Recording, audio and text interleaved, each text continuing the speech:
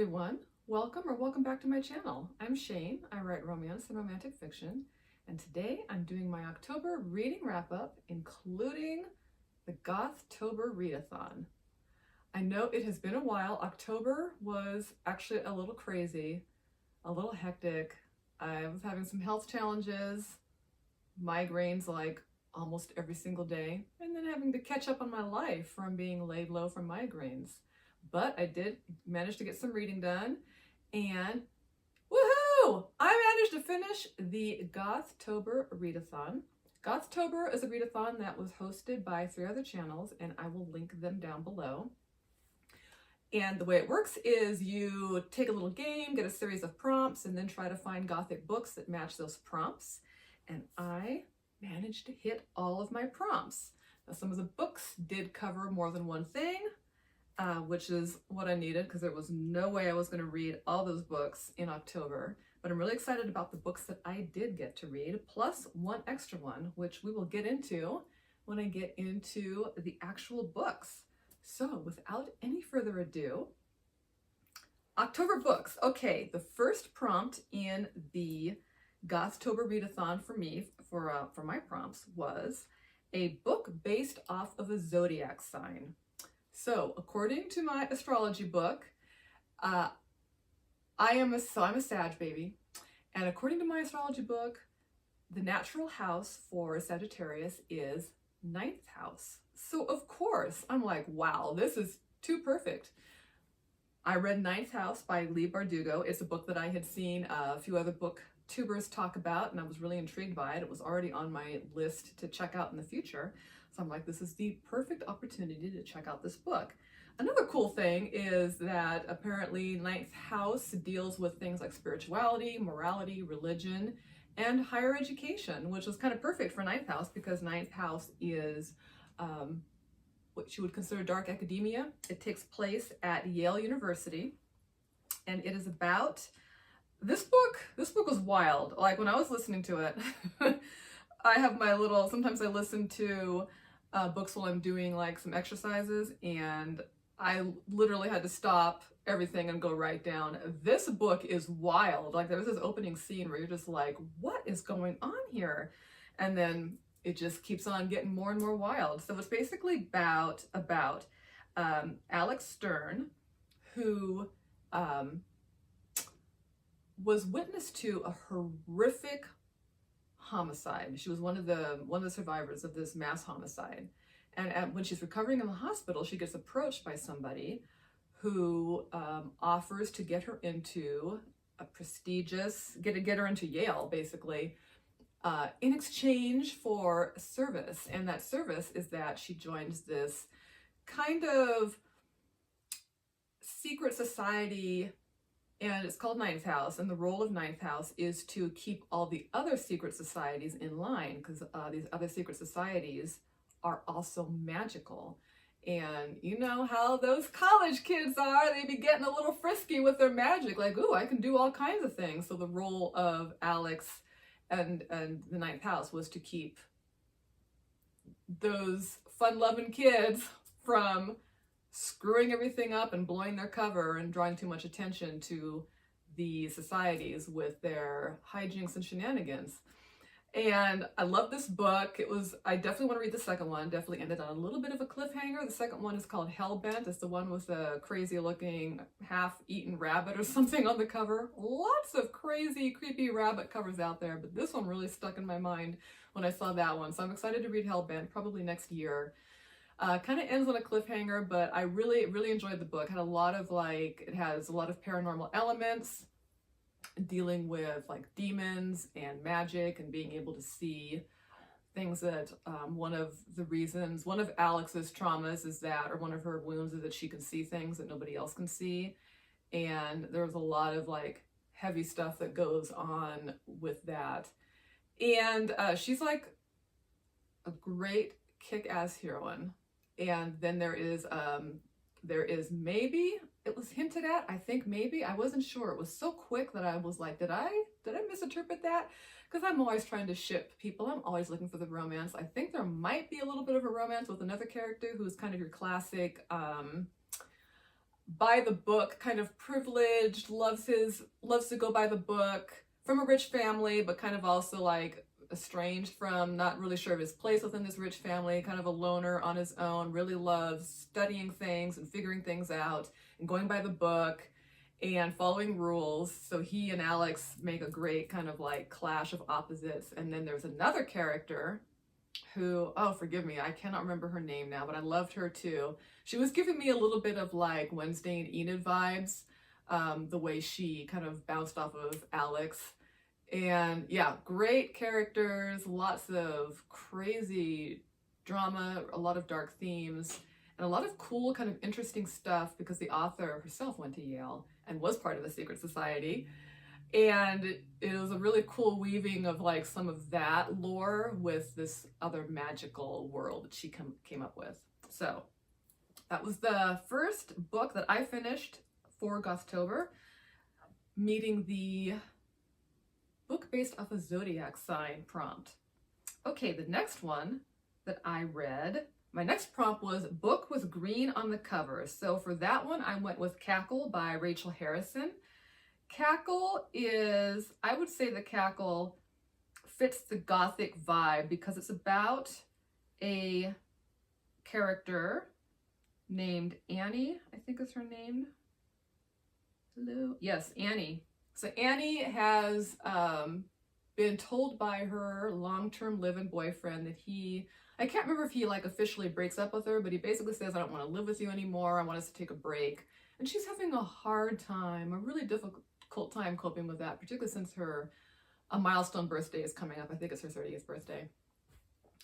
And so she gets this offer to teach at a different school, she's a school teacher, and she gets this job offer in this town, away from where all this, away from this guy, away from this heartbreak. And she decides to take this offer. And when she gets to the town, she's like, wow, this town is actually beautiful. It's actually a beautiful little town. And she also meets this woman at the market who is like very beautiful, very self-assured, very kind of almost otherworldly. And she's just really immediately smitten with her, drawn in by her. But she also kind of notices that the other people like in the town kind of behave strangely around this woman. Her name's Sophie. It's almost like they're a little bit afraid of her, but they won't actually come right out and say it.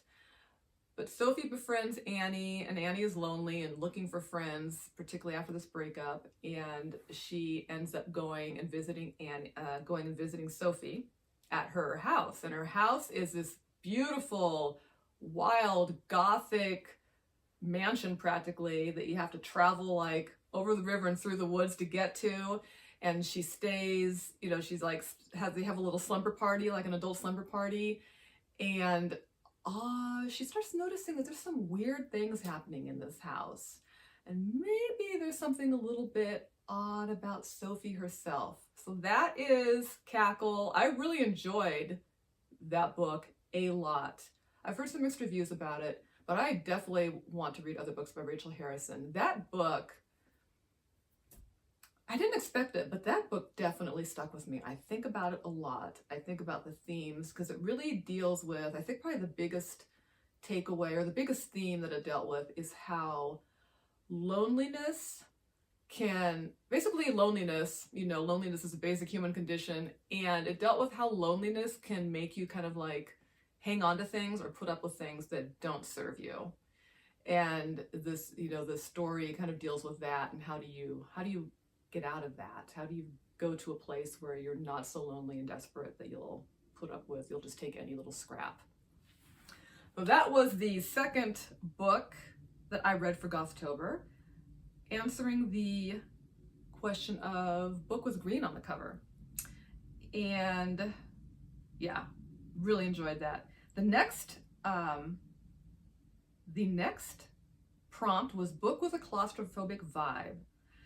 And for that one, I went with An Education in Malice because I had heard about that book from some other booktubers, and it sounded like it would have a bit of a claustrophobic vibe because, well, first off, let me back up a bit.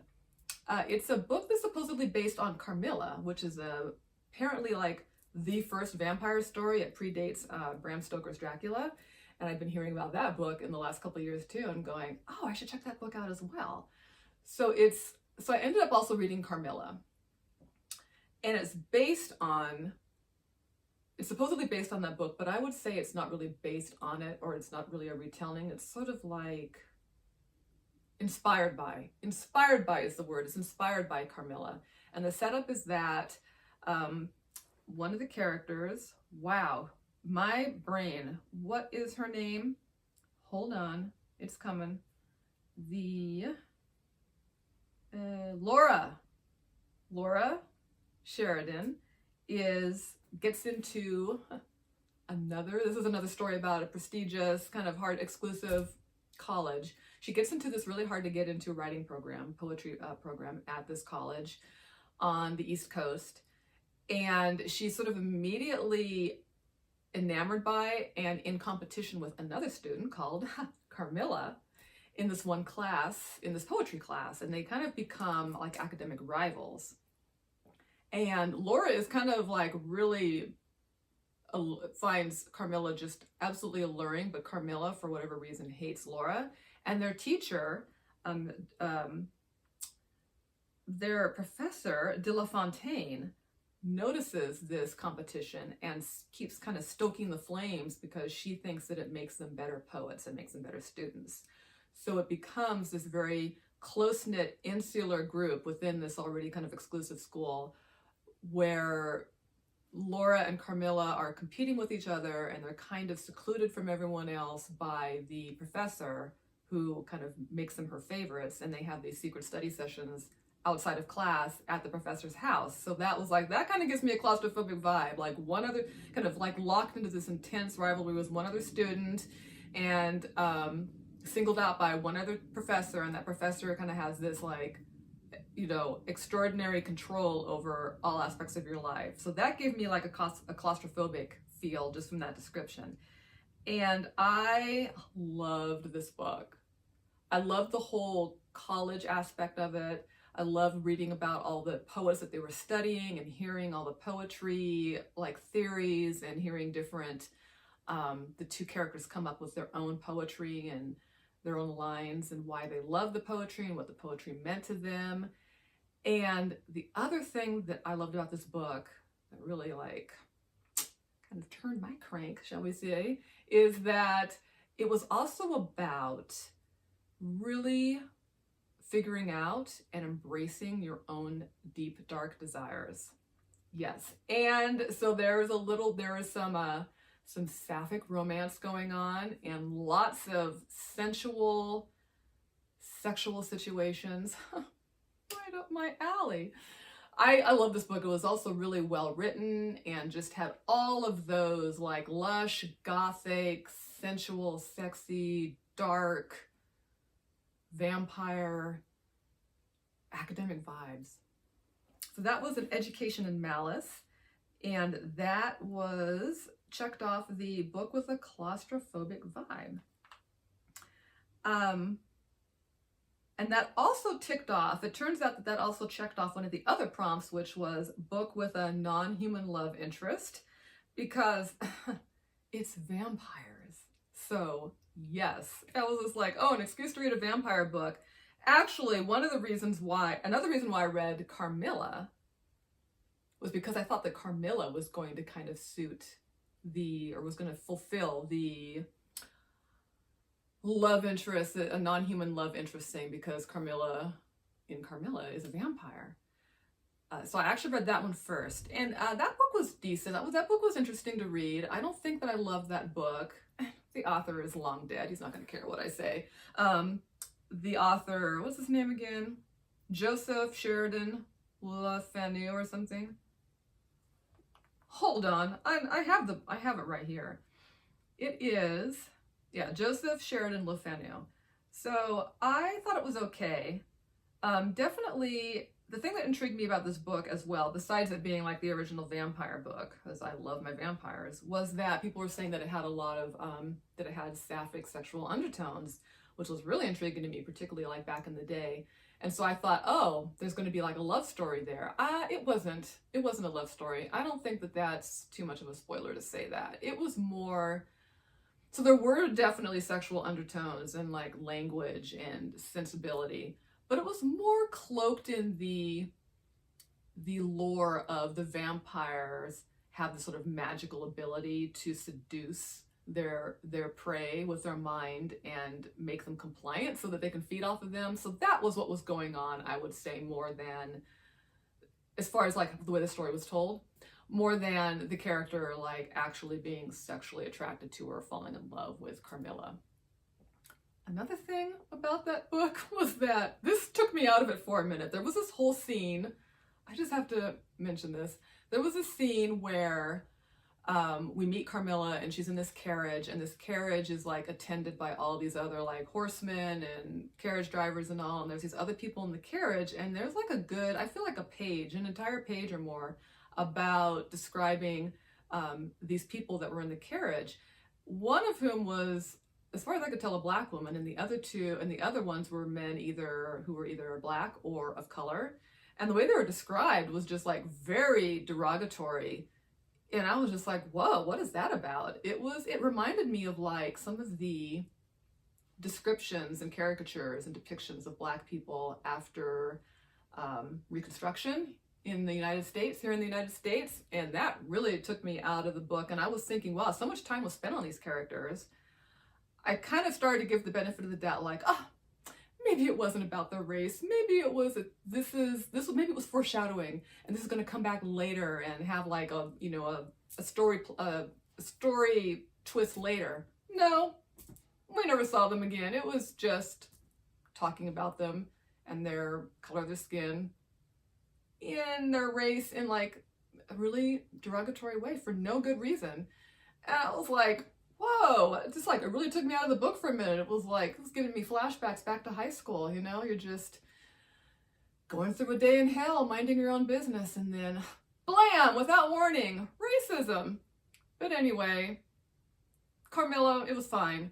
An Education in Malice, loved that book. Okay, on to the next book and the next prompt. So this next book that I'm going to talk about actually ended up fulfilling more than one. So there was the prompt of ancestry as key theme, and strong roots, and disability rep. So the book that I ended up reading for that one was a graphic novel called Hollow by Shannon Waters and Branden Boyer-White, and illustrated by, illustrated by Berenice Nelle. Berenice Nelle. So it's a book that is, it's a graphic novel for young adults based on the legend of Sleepy Hollow. And I heard about this book on somebody else's channel as well, so I was like, ooh, let me check that out. I loved it. It was a great book to read right before Halloween. It had, not so much really spooky vibes, but like Scooby-Doo and the Gang vibes. I'm so here for that. Oh my gosh, I remember I used to come home after school and watch Scooby-Doo and just be in my happy place. So it has, so it's basically about the legend of Sleepy Hollow. One of the descendant of the Van Tassels is, in high school, and she's kind of expected to carry on this tradition of reenacting the whole legend and sort of upholding her ancestry. So that's where the ancestry comes in, and it's also kind of about how this myth of Sleepy Hollow, this story of Sleepy Hollow, just kind of keeps following this family through the years. So that story has really strong roots, and actually there was also kind of a plot point having to do with the earth and roots as well. And it was just, gosh, this book was such a good time. I really enjoyed it. It had a Latina main character and other characters of color, and it also had another character that had disability rep. She used arm braces, like a form of crutches, to help her walk. And And then just the whole supernatural part of the story was just so fun and so charming. And it just gave all of the really fun, like caper, like teenage adventure, spooky Halloween, all of that stuff. It was a great time. I think I'm going to end up buying it and just have that be another one of my things that I do every year is read that book. It was so much fun. So that was Hollow by Shannon and Branden White and illustrated by Berenice Nelle. And that fulfilled the ancestry is key theme, strong roots, and disability rep. And also another one of the prompts was LGBTQ plus rep. So it fulfilled that one, as did an education in Malice. And also Hollow also fulfilled the BIPOC rep because it had a main character who was Latina. Okay, so now we're down to the last book, my last prompt, which is a book that defies genres. So that is the only book that I actually have in my hot little fist. Okay, listen, all the other books I got from the library because, as you saw from my my September book haul, I did a lot of book shopping in September, so I needed to kind of slow my roll for October, particularly since there's like, you know, parties and costumes and candy and all that stuff to buy. So the only book that I actually have on my bookshelf that I read for Gothtober is So Close by Sylvia Day, and this checked off the prompt of book that defies genres. Now, let me tell you why. In the words of the author herself, so Sylvia Day is one of my favorite authors. I just want to read all her books. So on her own website, she says that So Close marks another shift in genre. She describes it as a contemporary urban Gothic women's psychological domestic suspense.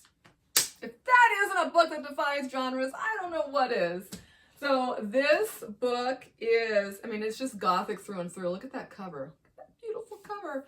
I had such a good time, like sitting down in the evening, chilling out with a glass of wine, putting on some classical music and just getting into this book. This book has like Bruce Wayne and the Manor vibes. It's got Alfred as the trusty right hand vibes.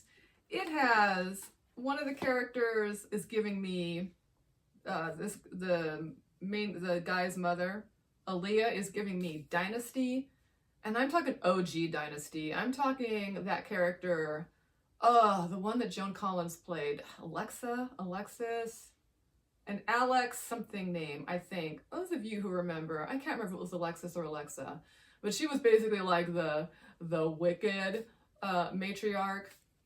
That's what Aaliyah is giving me. And then we have we have Amy, who is just a hot mess, and I loved her so much. Like the story is told in like the viewpoint of 3 or 4 different people.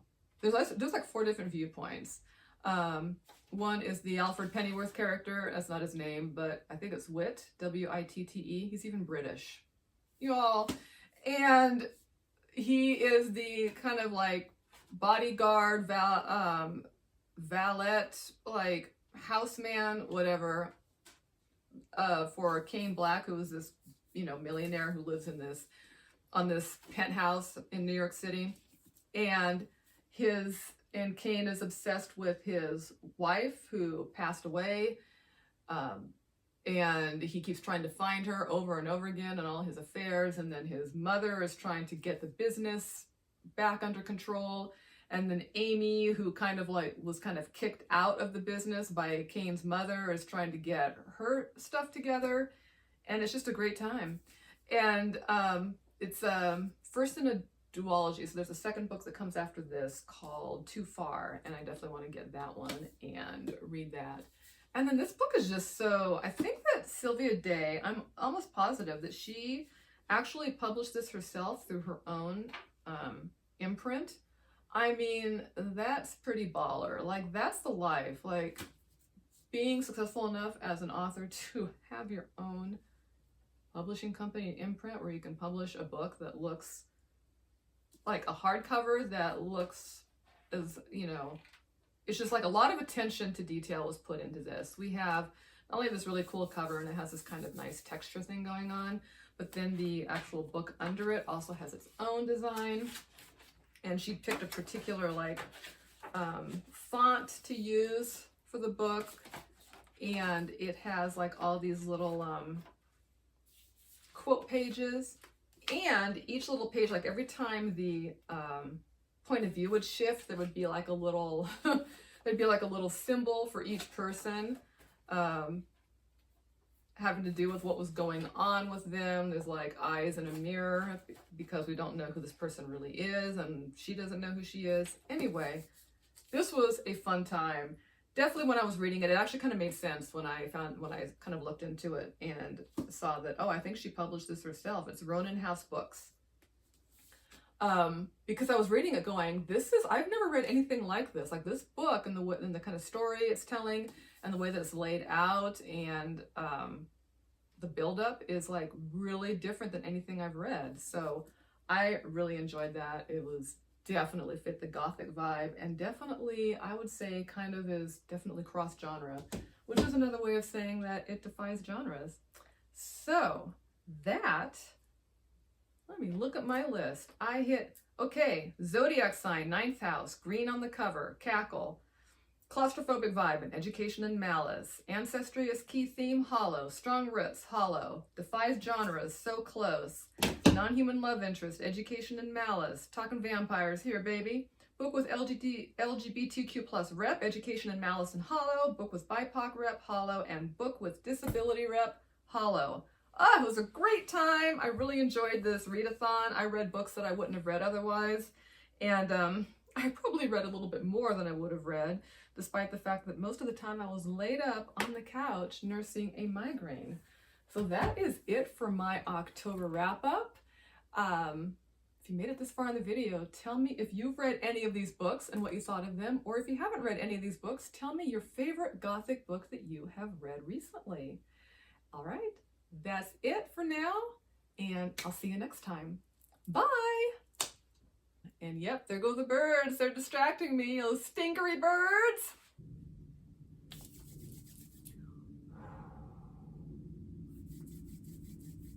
Birds, they're going to town.